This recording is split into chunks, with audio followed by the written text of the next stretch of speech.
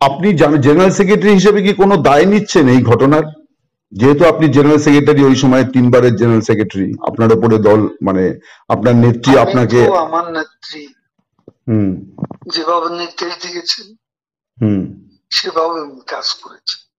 এখন আচ্ছা general secretary হিসেবে আমার ভুল ত্রুটি থাকতে পারে, হুম এটা আমি I am not immune from hmm mistakes. হুম মানুষের ভুল হবে, হুম সে ভুল ত্রুটি আমারও থাকতে পারে। নমস্কার, আমাদের সঙ্গে এই মুহূর্তে সংযুক্ত আছেন বাংলাদেশ আওয়ামী লীগের মাননীয় সাধারণ সম্পাদক এবং সাবেক সেতুমন্ত্রী ওবায়দুল কাদের। ওবায়দুল কাদের একজন মুক্তিযোদ্ধা এবং আওয়ামী লীগের বিভিন্ন রাজনৈতিক সন্ধিক্ষণে এবং সংকটে তার নেতৃত্ব বারে বারেই আলোচিত হয়েছে। তিনি আওয়ামী লীগের 3 বারের সাধারণ সম্পাদক, এর আগে তিনি ছাত্রলীগের 2 বারের সাধারণ সভাপতি ছিলেন, ফলে তার একটা দীর্ঘ বর্ণময় রাজনৈতিক জীবন। তো আমরা এখন তার সঙ্গে কথা বলবো। মিস্টার কাদের, আপনাকে দ্য ওয়ালে অনেক স্বাগত জানাই। আমার প্রথম প্রশ্ন যে 24 গত বছর 5ই আগস্ট গণ অভ্যুত্থানের পর থেকে আমরা আপনার সম্পর্কে প্রায় কিছুই জানতে পারছিলাম না, আপনার বক্তব্য পত্রপত্রিকায় আসছিল না। তো আপনি যদি প্রথমে এই বিষয়টি একটু বলেন, কারণ আমরা আজকে আপনার একটা বিবৃতি দেখেছি, মোহাম্মদ ইউনূস সরকারের বিরুদ্ধে আপনি অনেক কথা বলেছেন। তো আপনি যদি এইটা একটু প্রথমে ব্যাখ্যা করেন। দেখুন, এই বিষয়টা তো দেশে বিদেশে ভারতবর্ষেও সবার কাছেই পরিষ্কার। আমি 5ই আগস্টের সেদিনের যে ষড়যন্ত্রমূলক ছাত্র উত্থান, সে সময় আমি খুবই ভাগ্যবান। সেদিন আমার বেঁচে থাকার কথা ছিল।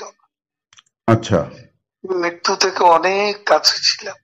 আচ্ছা আমি আমারই সংসদ এলাকায়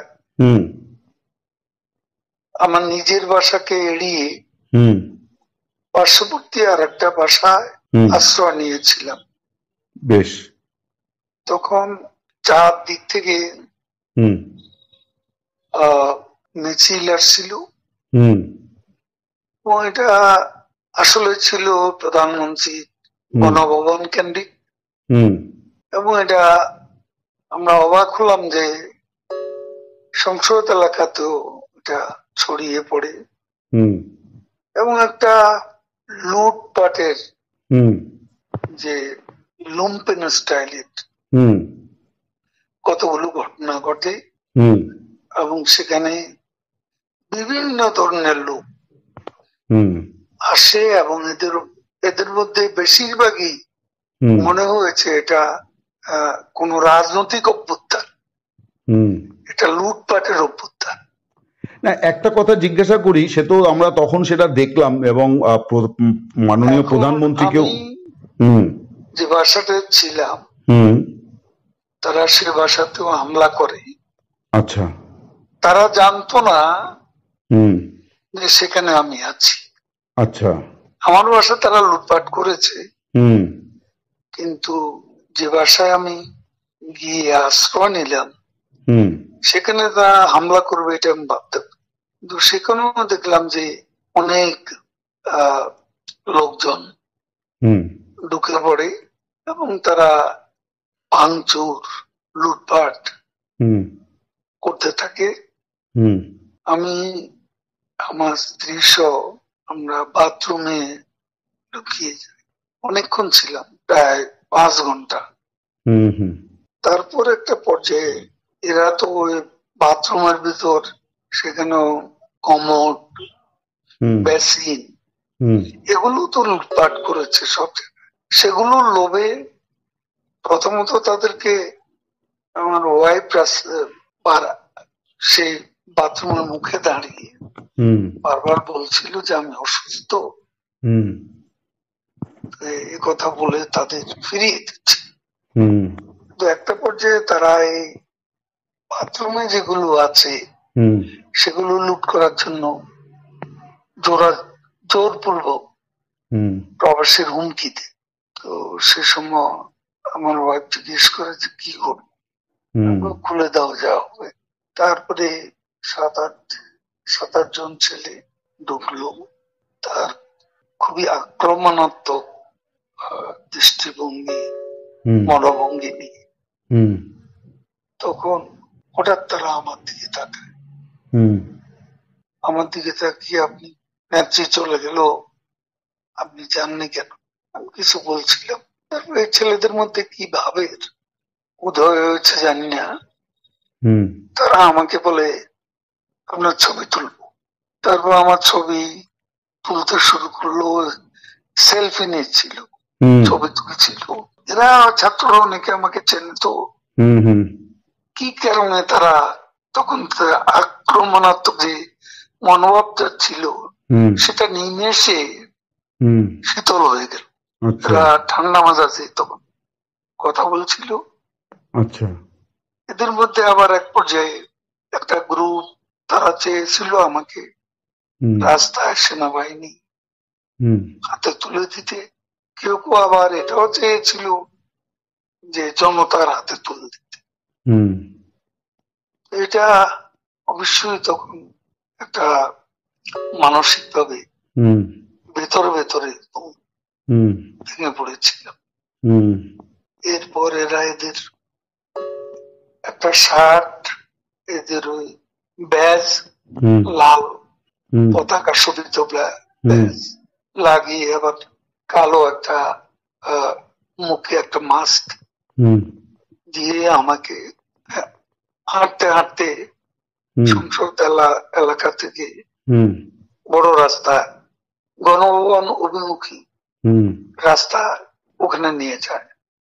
ওখানে নিয়ে হঠাৎ করে কোত্থেকে একটা ট্যাক্সি আসে, একটা ইজি বাইক, সেটা খালি ছিল, ওখানে কোনো গাড়ি ঘোড়া কিছু ছিল না।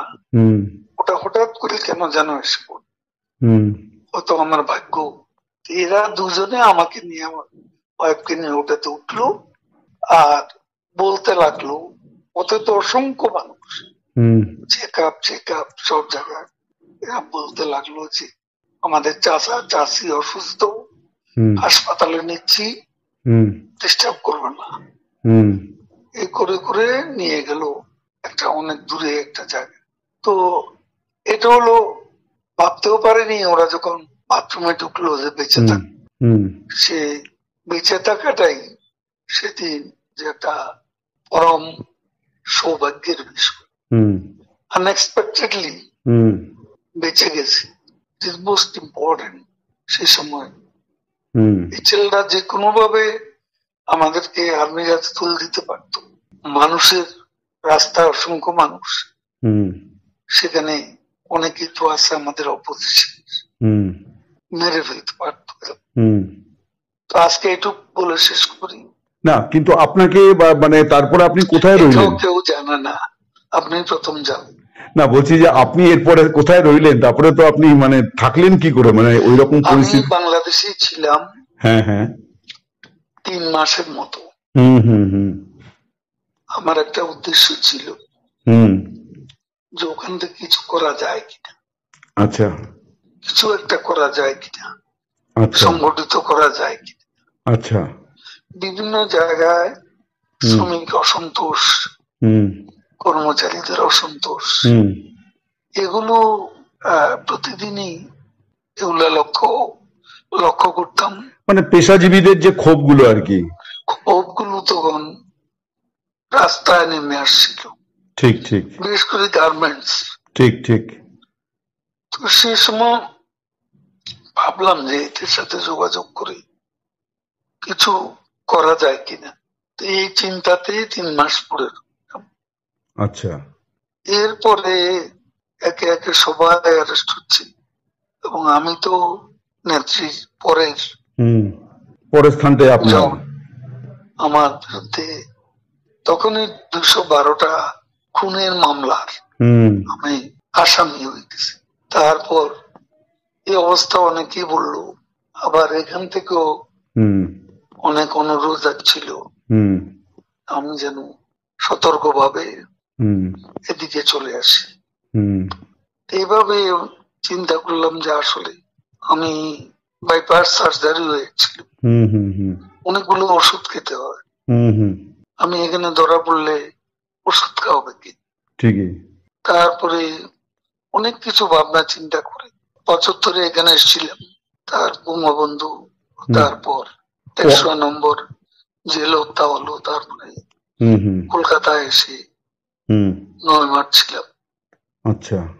এখান থেকে ফিরে গিয়ে জগন্নাথ হলে একটা বৈঠক করছিলাম অনেক রাতে, ঢাকায় তখন কারফিউ, তো ওখানে আমাকে অ্যারেস্ট করা হয়।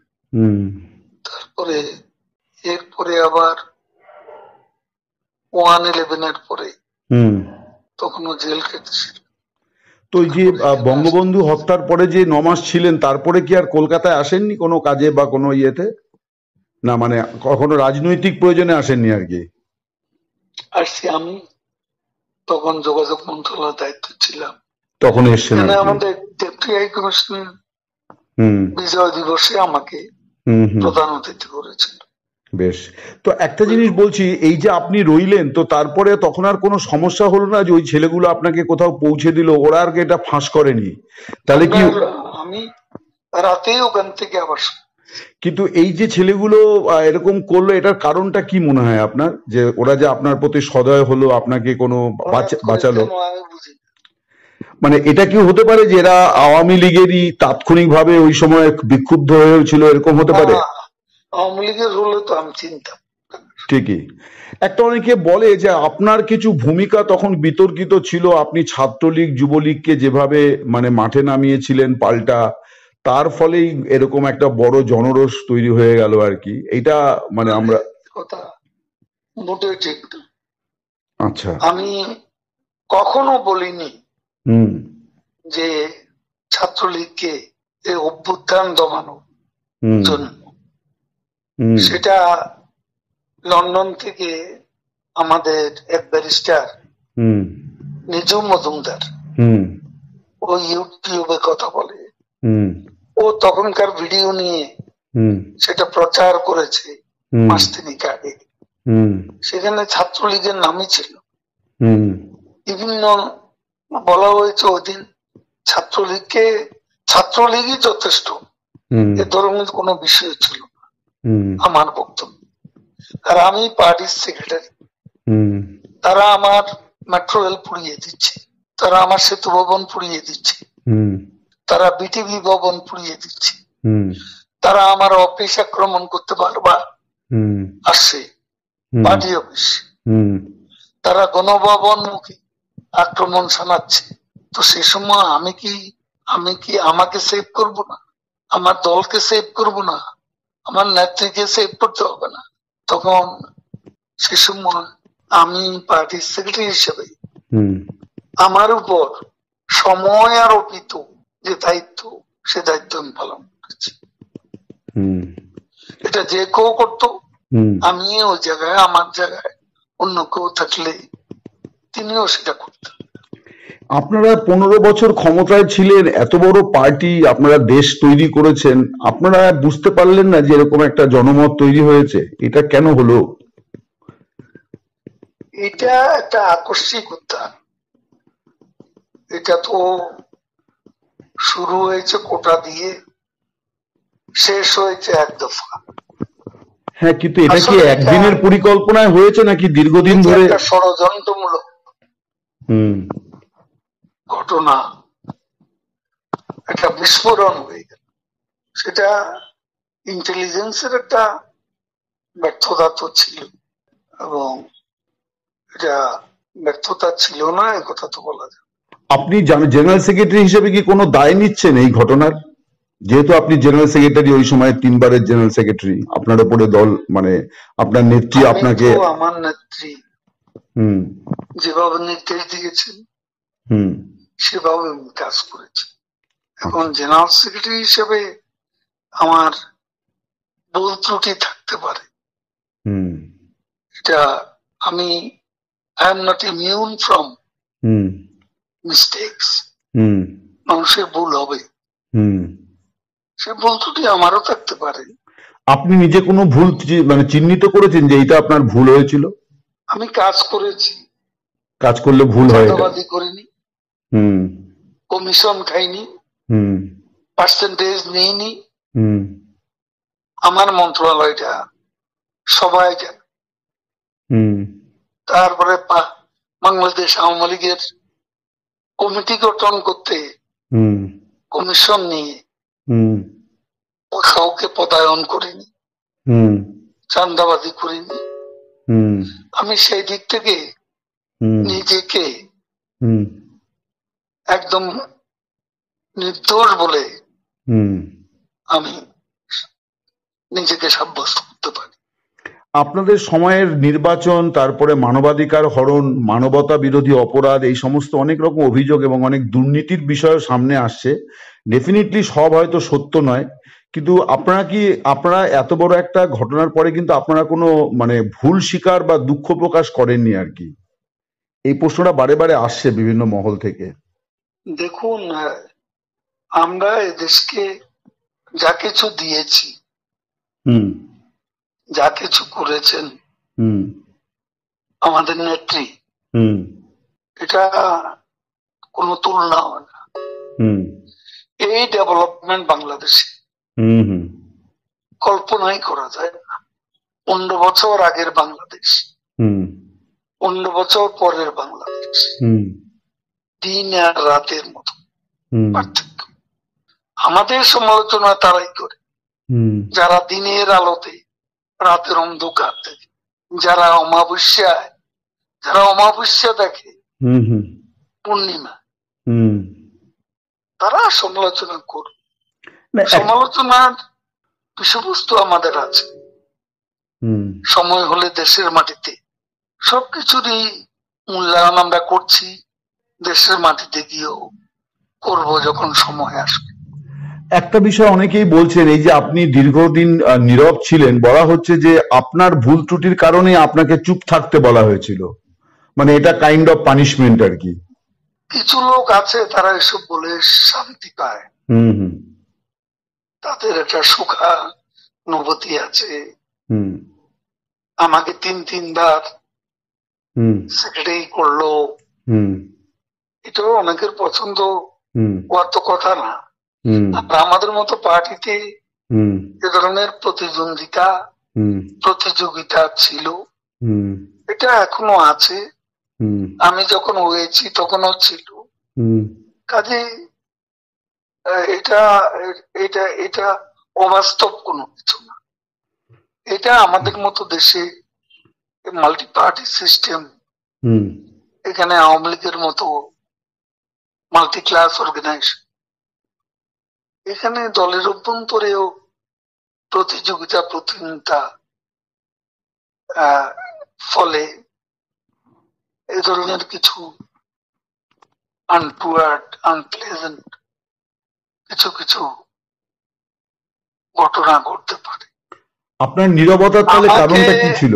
হ্যাঁ। আমাকে প্রধানমন্ত্রী নিজেই খুঁজেছেন এবং উনি সবচেয়ে বেশি ওয়ারিড ছিলেন হুম আমার অসুস্থতার।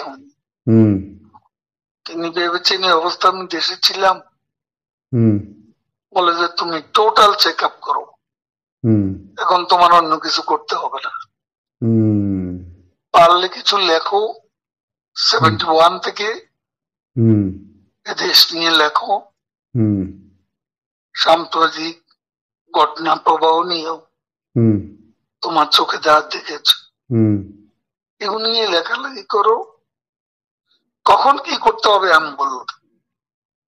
হুম আমি ওনার সঙ্গে কখনো দেখা করতে চেষ্টা করিনি, হুম কারণ উনি যেখানে আছেন হুম সেখানে আমার হাই সিকিউরিটি জোনে, হুম সেখানে আমি কেন হুম দেখা করতে চাই।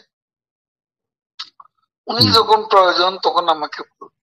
হুম আর আমি ভালো করেছি কি মন্দ করেছি হুম তার সবচেয়ে বড় সাক্ষী হচ্ছেন হুম প্রধানমন্ত্রী শেখ হাসিনা। হুম তিনি সবকিছু জানেন, হুম আমার জীবন, আমাদের কর্মধারা, কিন্তু আমরা তো শুনতে পাচ্ছিলাম যে আপনার জায়গাতে কে হবেন এটাই এখন আওয়ামী লীগের মানে শীর্ষ এবং মাঝারি স্তরের নেতাদের মধ্যে সবচেয়ে বড় ইঁদুর দৌড় আর কি, যে নেক্সট জেনারেল সেক্রেটারি মানে ওবায়দুল কাদের থাকছেন না, এবার কে হবেন সেই নাম নিয়ে কামড়া কামড়ি ইঁদুর দৌড়, এটাই আমরা কিন্তু পাচ্ছি খবর। এই কামড়া কামড়ি এটা অসুস্থ রাজনীতি।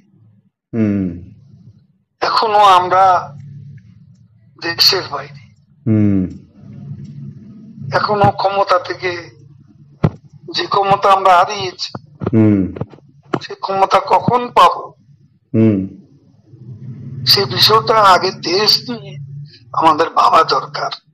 দলে কে কি হবে দেশ নিয়ে দেশে সেটা ঠিক করা দরকার। সেটা তো এখন এখানে বসে আমরা কামড়া কামড়ি করলে তাতে আমাদের কি ক্ষতি? এখনো আমাদের সবার লক্ষ্য আমাদের দেশকে আবারও বঙ্গবন্ধু মুক্তিযুদ্ধের ধারায় আমাদের দেশকে আমরা নিয়ে যাব। আপনারা কি আশাবাদী যে আপনারা ফিরবেন এবং আওয়ামী লীগ আবার শেখ হাসিনা আবার বাংলাদেশের প্রধানমন্ত্রী হবেন? আমি শতভাগ আশাবাদী। এইটা কেন? আমি আরো অনেকের মুখে শুনছি, এর কারণটা কেন আপনারা মনে করছেন? আমরা মনে করছি এই কারণে বাংলাদেশের জনগণ, আপনি এখন পাবলিক অপিনিয়ন নেন, সবাই বলবো, বেশিরভাগ মানুষ বলবে শেখ হাসিনাই ভালো ছিল, শেখ হাসিনাই ভালো চালিয়েছে, শেখ হাসিনাকে হারিয়ে আমরা অনেক কিছু হারিয়ে ফেলেছি।